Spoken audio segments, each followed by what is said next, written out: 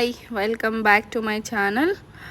ಮೊದಲನೇದಾಗಿ ಸಾರಿ, ನನ್ನ ಆ್ಯಕ್ಟಿವ್ ಆಗಿ ಇರೋಕ್ಕಾಗಿಲ್ಲ, ಸ್ವಲ್ಪ ಕೆಲಸ ಇತ್ತು. ಹಾಗಾಗಿ ಸೊ ಇವತ್ತು ಎಗ್ ಕರಿ ಮಾಡೋಣ ಅಂತ ಅಂದ್ಕೊಂಡಿದ್ದೀನಿ. ಅದಕ್ಕೆ ಮೊದಲನೇದಾಗಿ ನಾನು 8ರಿಂದ 10 ಎಗ್ಸ್ನ ತೊಗೊಂಡಿದ್ದೀನಿ. ಅದನ್ನ ಒಂದು ಕುಕ್ಕರಲ್ಲಿ ಬಾಯ್ಲ್ ಮಾಡ್ಕೊಳ್ತಾ ಇದ್ದೀನಿ. ನೀವು ಅಂದ್ಕೊಳ್ತಾ ಇರ್ಬೋದು, ಏನಪ್ಪ ಕುಕ್ಕರಲ್ಲಿ ಬಾಯ್ಲ್ ಮಾಡ್ತಿದ್ದಾಳ ಅಂತ. ಎಸ್, ಹೌದು, ಕುಕ್ಕರಲ್ಲಿ ಬಾಯ್ಲ್ ಮಾಡಿದ್ರೆ ಬೇಗ ಎಗ್ಸ್ ಬಾಯ್ಲ್ ಆಗುತ್ತೆ, ಹಾಗೆ ಗ್ಯಾಸ್ ಕೂಡ ಸೇವ್ ಆಗುತ್ತೆ ಅಂತ.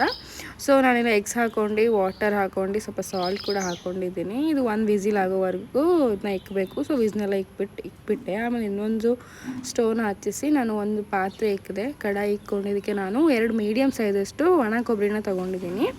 ಅದನ್ನು ಚೆನ್ನಾಗಿ ಫ್ರೈ ಮಾಡ್ಕೊಳ್ತಾ ಇದ್ದೀನಿ. ಸೊ ಇದಕ್ಕೆ ನಾನಿಲ್ಲಿ 2 ಟೇಬಲ್ ಸ್ಪೂನಷ್ಟು ಆಯಿಲ್ನ ಹಾಕ್ಕೊಳ್ತಾ ಇದ್ದೀನಿ. ಹಾಕ್ಕೊಂಡಿದ್ದನ್ನ ಮತ್ತೆ ಚೆನ್ನಾಗಿ ಫ್ರೈ ಮಾಡ್ಕೋಬೇಕು. ಇದು ಫ್ರೈ ಮಾಡ್ಕೋಬೇಕಾದಾಗ ಸ್ವಲ್ಪ ಮೀಡಿಯಮ್ ಫ್ಲೇಮಲ್ಲಿ ಗ್ಯಾಸ್ನ ಇಕ್ಬಿಟ್ಟು ಫ್ರೈ ಮಾಡ್ಕೋಬೇಕು, ಇಲ್ಲಾಂದರೆ ಫುಲ್ ಬೇಗ ಇದು ಸುಟ್ಟೋಗ್ಬಿಡುತ್ತೆ. ಹಾಗಾಗಿ ಸೊ ಇದನ್ನ ಚೆನ್ನಾಗಿ ಫ್ರೈ ಮಾಡ್ಕೋಬೇಕು. ನೀವು ನೋಡ್ತಾ ಇದ್ದೀರಿ ಯಾವ ಥರ ಅಂತ. ಮೀಡಿಯಮಾಗಿ ಫ್ರೈ ಮಾಡ್ಕೋಬೇಕು, ತೀರಾ ಕಪ್ಪಗಾಗೋ ಥರ ಫ್ರೈ ಮಾಡಿಕೊಂಡ್ರೆ ಚೆನ್ನಾಗಿರಲ್ಲ. ಸೊ ಮೀಡಿಯಮಾಗಿ ಫ್ರೈ ಮಾಡ್ಕೋಬೇಕು. ಆ್ಯಂಡ್ ಇದೆಲ್ಲ ಒಂದು ಸತಿ ಈ ಥರ ಫ್ರೈ ಆದ ತಕ್ಷಣ ನಾನಿಲ್ಲಿ ಸ್ಟವ್ನ ಆಫ್ ಮಾಡ್ಕೊಳ್ತಾ ಇದ್ದೀನಿ. ಇದನ್ನು ನಾನು ಒಂದು ಪ್ಲೇಟ್ಗೆ ಎತ್ತಿಟ್ಕೊಳ್ತಾ ಇದ್ದೀನಿ, ತಣ್ಣಗಾಕಿ ಇಡ್ತಾ ಇದ್ದೀನಿ. ಸೊ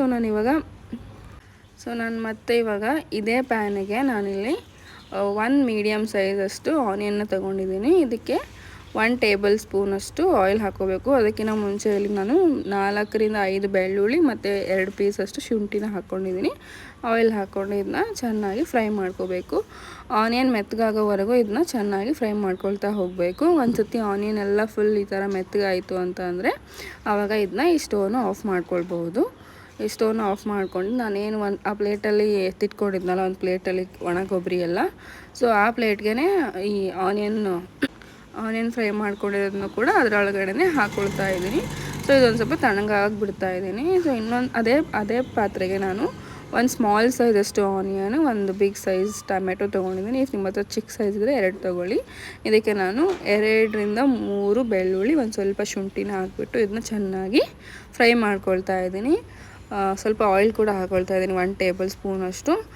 ಆನಿಯನ್ ಮತ್ತು ಟೊಮೆಟೊ 2 ಮೆತ್ತಗಾಗೋವರೆಗೂ ಫ್ರೈ ಮಾಡ್ಕೋಬೇಕು. ಇಫ್ ಟೊಮೆಟೊ ಹಾಕ್ಕೊಳ್ಳೋಕೆ ಇಷ್ಟ ಇಲ್ಲ ಅಂತ ಅನ್ನೋರು ಮಾತ್ರ ಇದನ್ನ ಸ್ಕಿಪ್ ಮಾಡ್ಬೋದು. ಇಫ್ ಟೊಮೆಟೊ ಹಾಕ್ಕೊಂಡ್ರೆ ಒಂಥರ ರೆಸ್ಟೋರೆಂಟ್ ಸ್ಟೈಲಲ್ಲಿ ಇರುತ್ತೆ ಅಂತ ಅಷ್ಟೇ. ಸೊ ಇದನ್ನ ಚೆನ್ನಾಗಿ ಫ್ರೈ ಮಾಡ್ಕೊಂಡು ಮೆತ್ತಗಾಗೋವರೆಗೂ ಫ್ರೈ ಮಾಡ್ಕೋಬೇಕು. ಇದು ಒಂಥರ ಚೆನ್ನಾಗಿ ಫ್ರೈ ಆದ ತಕ್ಷಣ ಇದಕ್ಕೆ ನಾನು ಸ್ಟವ್ನ ಆಫ್ ಮಾಡಿಕೊಂಡು ಇದು ಆರಕ್ಕೆ ಬಿಡ್ತಾ ಇದ್ದೀನಿ. ಇದು ಸ್ವಲ್ಪ ತಣ್ಣಗಾಗಿ ಬಿಡ್ತಾ ಇದ್ದೀನಿ. ಮಿಕ್ಸಿಗೆ ಹಾಕ್ಕೊಳ್ಬೇಕಾದ್ರೆ ಸ್ವಲ್ಪ ತಣ್ಣಗಾಗಬೇಕಲ್ಲ, ಹಾಗಾಗಿ ಇದನ್ನು ತಣ್ಣಗಾಗಿ ಬಿಡ್ತಾ ಇದ್ದೀನಿ. ಸೊ ಒಂದು ಮಿಕ್ಸಿ ಜಾರ್ ತೊಗೊಂಡು ನಾವೇನು ಎತ್ತಿಟ್ಕೊಂಡಿದ್ವಲ್ಲ ಒಣ ಕೊಬ್ಬರಿ ಮತ್ತು ಆನಿಯನ್ ಫ್ರೈ ಮಾಡ್ಕೊಂಡಿದ್ವಲ್ಲ ಅದನ್ನ ಹಾಕ್ಕೊಳ್ತಾ ಇದ್ದೀನಿ. ಸ್ವಲ್ಪ ಬಿಸಿಯೆಲ್ಲ ಆರಿದ ಮೇಲೇ ಮಿಕ್ಸಿಗೆ ಹಾಕ್ಕೊಳ್ಳಿ, ಸ್ವಲ್ಪ ಚೆನ್ನಾಗಿರುತ್ತೆ. ಇಲ್ಲಾಂದರೆ ಬಿಸಿಯಾಗಿ ಹಾಕ್ಕೊಂಡ್ರೆ ಅದು ನೀಟಾಗಿ ಇದಾಗಲ್ಲ. ಸೊ ಇದಕ್ಕೆ ನಾನೇನು ವಾಟ್ರ್ ಆ್ಯಡ್ ಮಾಡ್ತಿಲ್ಲ, ಫಸ್ಟಿಗೆ ಪೌಡ್ರಾಗಿ ಮಾಡ್ಕೊಳ್ತಾ ಇದ್ದೀನಿ. ನಾವು ಫಸ್ಟಿಗೆ ಕೊಬ್ಬರಿ ಜೊತೆಗೆ ನೀರು ಹಾಕಿಬಿಟ್ಟು ಮಿಕ್ಸಿ ಮಾಡಿಕೊಂಡ್ರೆ ಕೊಬ್ಬರಿ ಹಾಗೆ ಉಳ್ಕೊಳ್ಬಿಡುತ್ತೆ. ಹಾಗಾಗಿ ಫಸ್ಟ್ ನೀಟಾಗಿ ಪೌಡ್ರಾಗಿ ಮಾಡ್ಕೊಳ್ಬೇಕು. ಪೌಡ್ರ್ ಆದಮೇಲೆ ಅದಕ್ಕೆ ನಾನು ವಾಟ್ರನ್ನ ಆ್ಯಡ್ ಮಾಡ್ಕೊಳ್ತಾ ಹೋಗ್ತೀನಿ. ನೋಡ್ತಾ ಇದ್ದೀರಲ್ಲ, ಇಲ್ಲಿ ಫುಲ್ ಪೌಡ್ರಾಗಿದೆ. ಸೊ ಈ ಥರ ಮಾಡಿದ್ರೆ ಒಂದು ಸ್ವಲ್ಪ ಎಣ್ಣೆ ಕೂಡ ಬಿಟ್ಕೊಳ್ಳುತ್ತೆ. ಹಾಗಾಗಿ ಇದೇ ಥರ ಮಾಡಿ ಆಮೇಲೆ ಇದಕ್ಕೆ ನಾನು 1/2 ಗ್ಲಾಸಷ್ಟು ವಾಟರ್ ಹಾಕ್ಕೊಂಡು ಇದನ್ನು ಮತ್ತೆ ಬ್ಲೆಂಡ್ ಮಾಡ್ಕೊಳ್ತೀನಿ. ಕಂಪ್ಲೀಟ್ಲಿ ಇದು ಬ್ಲೆಂಡ್ ಮಾಡೋಕ್ಕೆ 1.5 ಗ್ಲಾಸಷ್ಟು ವಾಟ್ರ್ ಬೇಕಾಗುತ್ತೆ, ನೀವು ನೋಡ್ಕೋಬಹುದು. ಆಮೇಲೆ ನಾನು ಇನ್ನೊಂಚೂರು ವಾಟರ್ನ ಆ್ಯಡ್ ಮಾಡಿ, ಇದು ಇನ್ನೂ ಸ್ವಲ್ಪ ದಪ್ಪ ಇದೆ, ಹಾಗಾಗಿ ಇನ್ನೊಂದು ಸ್ವಲ್ಪ ವಾಟ್ರ್ ಆ್ಯಡ್ ಮಾಡಿ ಇದಕ್ಕೆ ಮತ್ತು ನಾನು ಚೆನ್ನಾಗಿ ಬ್ಲೆಂಡ್ ಮಾಡ್ತಾಯಿದ್ದೀನಿ. ಮತ್ತು ಇನ್ನೊಂದು ಸ್ವಲ್ಪ ವಾಟ್ರ್ ಹಿಡಿಯುತ್ತೆ ಇದಕ್ಕೆ, ಹಾಗಾಗಿ ನಾನು ಕಂಪ್ಲೀಟಾಗಿ ಹೇಳಿದೆ ಅದಕ್ಕೆ 1.5 ಗ್ಲಾಸ್ ಅಂತ. ಆಮೇಲೆ ಇದನ್ನ ಚೆನ್ನಾಗಿ ಬ್ಲೆಂಡ್ ಮಾಡಿಕೊಂಡ್ರೆ ಈ ಥರ ಪೇಸ್ಟ್ ಆಗುತ್ತೆ, ನೋಡ್ಬೋದು. ಈ ಪೇಸ್ಟ್ನ ನಾನು ಒಂದು ಬೌಲ್ಗೆ ಎತ್ತಿಟ್ಕೊಳ್ತಾ ಇದ್ದೀನಿ. ಎತ್ತಿಟ್ಕೊಂಡು ಇನ್ನೂ ಒಂದು ಮಿಕ್ಸಿ ಜಾರ್ ತೊಗೊಂಡು ನಾವೇನು ಆನಿಯನ್ ಮತ್ತು ಟೊಮ್ಯಾಟೊ ಬೆಳ್ಳುಳ್ಳಿ ಎಲ್ಲ ಫ್ರೈ ಮಾಡ್ಕೊಂಡಿದ್ವಲ್ಲ ಅದನ್ನು ಕೂಡ ನಾನು ಮಿಕ್ಸಿ ಮಾಡ್ಕೊಳ್ತಾ ಇದ್ದೀನಿ, ಬ್ಲೆಂಡ್ ಮಾಡ್ಕೊಳ್ತಾ ಇದ್ದೀನಿ. ಇದಕ್ಕೆ ಯಾವುದೇ ರೀತಿಯ ವಾಟ್ರ್ ನೆಸಸರಿ ಇಲ್ಲ. ಸೊ ಬರೀ ಫ್ರೈ ಮಾಡ್ಕೊಂಡಿರೋ ಐಟಮ್ಸ್ ಅಷ್ಟೇ ಬ್ಲೆಂಡ್ ಮಾಡ್ಕೊಂಡಿದ್ದೀನಿ. ಅಷ್ಟರಲ್ಲಿ ಕುಕ್ಕರ್ ಕೂಡ 1 ವಿಸಿಲ್ ಆಯಿತು, ಅದನ್ನು ಸೈಡಿಗೆ ಎತ್ತಿಟ್ಕೊಳ್ತಾ ಇದ್ದೀನಿ. ಮತ್ತು ನಾನಿಲ್ಲಿ 4ರಿಂದ 5 ಬೆಳ್ಳುಳ್ಳಿ, ಒಂದು ಸ್ವಲ್ಪ ಶುಂಠಿನ ಹಾಕ್ಬಿಟ್ಟು ಚೆನ್ನಾಗಿ ಕುಟ್ಕೊಳ್ತಾ ಇದ್ದೀನಿ. ಇದಕ್ಕೆ ಇನ್ಸ್ಟೆಂಟಾಗಿ ಕುಟ್ಕೊಳ್ಳಿ, ಸ್ವಲ್ಪ ಟೇಸ್ಟ್ ಚೆನ್ನಾಗಿರುತ್ತೆ ಇನ್ಸ್ಟೆಡ್ ಆಫ್ ಯೂಸಿಂಗ್ ಪೇಸ್ಟ್.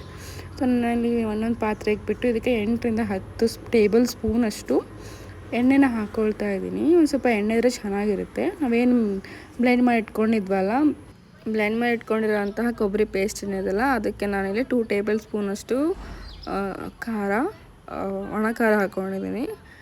ಮತ್ತು ಇದಕ್ಕೆ 1 ಟೇಬಲ್ ಸ್ಪೂನಷ್ಟು ಸಾಲ್ಟ್ ಹಾಕ್ಕೊಂಡು ಸ್ವಲ್ಪ ಅರಿಶಿನ ಹಾಕ್ಕೊಂಡು 1 ಟೇಬಲ್ ಸ್ಪೂನಷ್ಟು ಅಲ್ಲ ಬೆಳ್ಳುಳ್ಳಿ ಏನು ಪೇಸ್ಟ್ ಮಾಡ್ಕೊಂಡಿದ್ವಲ್ಲ ಅದನ್ನ ಹಾಕ್ಕೊಂಡು ಚೆನ್ನಾಗಿ ಕಲಿಸ್ಕೊಳ್ತಾ ಇದ್ದೀನಿ. ಆಮೇಲೆ ಏನಂತಾರೆ ಚೆನ್ನಾಗಿ ಕಲಿಸ್ಕೊಂಡ ತಕ್ಷಣ ಇದಕ್ಕೆ ನಾವು ಒಂದು ಪಾತ್ರೆ ಇಕ್ಕಿದ್ವಲ್ಲ ನಾವು ಆಯಿಲ್ ಬಿಸಿ ಆಗೋಕ್ಕೆ, ಆ ಪಾತ್ರೆಗೆ ಮಿಕ್ಸ್ ಮಾಡಿಟ್ಕೊಂಡಿರೋಂಥ ಪೇಸ್ಟ್ನ ಹಾಕ್ಕೊಳ್ತಾ ಇದ್ದೀನಿ. ಈ ಪ್ರಾಸೆಸ್ ಮಾಡಬೇಕಾದಾಗ ಗ್ಯಾಸ್ನ ಒಂಚೂರು ಸ್ಲೋ ಆಗಿ ಇಟ್ಕೊಂಡು ಚೆನ್ನಾಗಿ ಹಾಕ್ಕೊಂಡು ಕಲಿಸ್ಕೊಳ್ಳಿ, ಇಲ್ಲಾಂದರೆ ಕೆಳಗಡೆ ಸೀದೋಗೋ ಚಾನ್ಸಸ್ ಇರುತ್ತೆ. ಹಾಗಾಗಿ ಚೆನ್ನಾಗಿ ಕಲಿಸ್ಕೋಬೇಕು. ಸೊ ಹಸಿ ವಾಸನೆ ಎಲ್ಲ ಹೋಗೋವರೆಗೂ ಇದನ್ನ ಚೆನ್ನಾಗಿ ಒಂದು ನಿಮಿಷ ಹಂಗೆ ಬಿಟ್ಬಿಟ್ಟು ಮತ್ತು ಸ್ವಲ್ಪ ಕಲಿಸ್ಬಿಟ್ಟು ಮತ್ತು 1 ನಿಮಿಷ ಬಿಟ್ಟು ಚೆನ್ನಾಗಿ ಕಲಿಸಿ, ಹಸಿ ವಾಸನೆ ಎಲ್ಲ ಹೋಗುತ್ತೆ. ಸೊ ಒಂದು ಸ್ವಲ್ಪ ಅದು ಹಸಿ ವಾಸನೆ ಹೋಗೋಷ್ಟು ಬೇಯೋಷ್ಟರಲ್ಲಿ ನಾನು ಇಲ್ಲಿ ಮತ್ತೆ ಸ್ವಲ್ಪ ವಾಟ್ರೆಲ್ಲ ಹಾಕ್ಕೊಂಡು ಸೈಡಿಗೆ ಎತ್ತಿಟ್ಕೊಳ್ತಾ ಇದ್ದೀನಿ. ನಾನು ಮತ್ತೆ ಅದನ್ನ ಚೆನ್ನಾಗಿ ಕಲಿಸ್ಕೊಂಡು ನಾವೇನು ಟೊಮೆಟೋನ ಮಿಕ್ಸಿಗೆ ಹಾಕ್ಕೊಂಡಿದ್ವಲ್ಲ, ಸೊ ಆ ಟೊಮೆಟೊ ಪ್ಯೂರಿನ ಇದಕ್ಕೆ ಹಾಕ್ಕೊಳ್ತಾ ಇದ್ದೀನಿ. ಟೊಮೆಟೊ ಪ್ಯೂರಿನ ಹಾಕ್ಕೊಂಡು ಇದನ್ನು ಚೆನ್ನಾಗಿ ಕಲಿಸ್ಕೊಳ್ತಾ ಇದ್ದೀನಿ. ಟೊಮೆಟೊದು ಹಸಿ ವಾಸನೆ ಹೋಗೋವರೆಗೂ ಅದನ್ನ ಚೆನ್ನಾಗಿ ಕಲಿಸ್ಕೋಬೇಕು. ಸೊ 1 ರಿಂದ 2 ನಿಮಿಷ ಇದನ್ನ ಕುಕ್ ಆಗಿ ಬಿಡಬೇಕು. ಸೊ ಅದು ಹಸಿ ವಾಸನೆ ಎಲ್ಲ ಹೋಗೋಕೆ ಬಿಡಬೇಕು. ಸೊ ನಾವೇನು ಬ್ಲೆಂಡ್ ಮಾಡ್ಕೊಂಡಿದ್ವಲ್ಲ ಆ ಜಾರ್ಗೆ ನಾನು ಸ್ವಲ್ಪ ವಾಟರ್ ಹಾಕ್ಬಿಟ್ಟು ಸ್ವಲ್ಪ ಇದನ್ನ ಶೇಕ್ ಮಾಡ್ಕೊಳ್ತಾ ಇದ್ದೀನಿ. ಸೊ ದಟ್ ಅದು ಇನ್ನೊಂದು ಸ್ವಲ್ಪ ಅಲ್ಲೆಲ್ಲಿ ಅಂಟ್ಕೊಂಡಿರುತ್ತಲ್ಲ, ಹಾಗಾಗಿ ಸೊ ಆ ಜಾರಲ್ಲಿ ಸ್ವಲ್ಪ ನೀರು ಹಾಕಿದ್ನಲ್ಲ ಅದನ್ನ ಇದಕ್ಕೆ ಹಾಕ್ಕೊಳ್ತಾ ಇದ್ದೀನಿ. ಮತ್ತು ಆ ಕೊಬ್ಬರಿದು ವಾಟರ್ ಏನಿತ್ತು ಅದನ್ನು ಕೂಡ ಹಾಕ್ಕೊಂಡು ಇದನ್ನ ಸ್ವಲ್ಪ ಕಲಿಸ್ಕೊಳ್ತಾ ಇದ್ದೀನಿ. ಏನಂತಾರೆ ಇದಕ್ಕೆ ಅಷ್ಟೇ, ಅದು ಬಿಟ್ಟರೆ ಬೇರೆ ಏನು ನೀರು ಹಾಕ್ತಾ ಇಲ್ಲ. ಸೊ ಏನಂತಾರೆ ಸ್ವಲ್ಪ ಕುದಿಬೇಕಲ್ಲ, ಹಾಗಾಗಿ ಒಂದು 7 ರಿಂದ 8 ನಿಮಿಷ ಇದನ್ನ ಕುದಿಯೋಕೆ ಬಿಡ್ತೀನಿ ಈ ಥರ. ಸೊ ಈ ಥರ ಕುದ್ಮೇಲೆ ಇದಕ್ಕೆ ನಾನು 1.5 ಗ್ಲಾಸಷ್ಟು ನೀರನ್ನ ಹಾಕ್ಕೊಳ್ತಾ ಇದ್ದೀನಿ. ಗ್ರೇವಿ ನಿಮಗೆ ಯಾವ ಥರ ಲೈಕ್ ಬೇಕು ಆ ಕನ್ಸಿಸ್ಟಿಯಲ್ಲಿ ಇಟ್ಕೋಬೋದು. ನನಗೆ ಇಷ್ಟು ಸಾಕು ಅನಿಸ್ತು, ಅವಾಗ ನಾನು 1.5 ಗ್ಲಾಸಷ್ಟು ನೀರು ಹಾಕ್ಕೊಂಡಿದ್ದೀನಿ. ಸೊ ಐಸ್ ಕ್ಯೂಬ್ಸ್ನ ಹಾಕ್ಕೊಳ್ತಾ ಇದ್ದೀನಿ. ಐಸ್ ಕ್ಯೂಬ್ಸ್ ಹಾಕ್ಕೊಂಡ್ರೆ ನೀಟಾಗಿ ಎಗ್ನ ಪೀಲ್ ಮಾಡೋಕ್ಕಾಗುತ್ತೆ ಅಂತ. ಸೊ ಅದನ್ನ ಎಗ್ನ ನೀಟಾಗಿ ಪೀಲ್ ಮಾಡ್ಕೊಳ್ತಾ ಇದ್ದೀನಿ. ಸೊ ಎಲ್ಲ ಎಗ್ಸ್ನ ಪೀಲ್ ಮಾಡ್ಕೊಂಡು ಸೆಂಟ್ರಲ್ಲಿ ಕಟ್ ಮಾಡಿಬಿಟ್ಟು ಅದೇನು ಬೆಂದು ಸ್ವಲ್ಪ ಕುಕ್ಕಾಗಿತ್ತಲ್ಲ ಗ್ರೇವಿ, ಆ ಗ್ರೇವಿಗೆ ನಾನಿಲ್ಲಿ ಎಗ್ಸ್ನ ಹಾಕ್ಕೊಳ್ತಾ ಇದ್ದೀನಿ. ಸೆಂಟ್ರಲ್ ಕಟ್ ಮಾಡಿ ಹಾಕ್ಕೊಂಡ್ರೆ ಗ್ರೇವಿ ಒಳಗಡೆ ಹೋಗುತ್ತೆ ಅಂತ ಅಷ್ಟೇ. ಇಲ್ಲ ನಿಮ್ಗೆ ಇಷ್ಟ ಇಲ್ಲ ಅಂದರೆ ಹಾಗೆ ಹಾಕೋಬೋದು. ಹಾಕ್ಕೊಂಡು ಒಂದು ಸ್ವಲ್ಪ ಕಲಿಸ್ಬಿಟ್ಟು 1 ರಿಂದ 2 ನಿಮಿಷ ಇದನ್ನ ಕುದಿಯೋಕೆ ಬಿಡ್ತಾ ಇದ್ದೀನಿ. ನೀವು ನೋಡ್ತಾ ಇದ್ದೀರಾ ಲೈಕ್ ಯಾವ ಥರ ಕುದೀತಾ ಇದೆ ಅಂತ. ಸೊ ಈ ಥರ ಕುದ್ಮೇಲೆ ಇನ್ನೊಂದು ಸತಿ ಕಲಿಸ್ಬಿಟ್ಟು ಇದನ್ನು ಸ್ಟವ್ನ ಆಫ್ ಮಾಡ್ಕೊಳ್ತಿದ್ದೀನಿ, ಲಿಡ್ನ ಕ್ಲೋಸ್ ಮಾಡ್ಕೊಳ್ತಾ ಇದ್ದೀನಿ. So it's ready to serve. Please do try and let me know ಹೇಗಿತ್ತು ಅಂತ ಕಮೆಂಟ್ ಮಾಡಿ ತಿಳಿಸಿ. ಐ ಹೋಪ್ ನಿಮಗೆ ಈ ವಿಡಿಯೋ ಇಷ್ಟ ಆಗಿದೆ ಅಂತ ಅಂದ್ಕೊಳ್ತಾ ಇದ್ದೀನಿ. ಇಫ್ ಈ ವಿಡಿಯೋ ಇಷ್ಟ ಆದರೆ please do like, share, comment, subscribe. Thank you.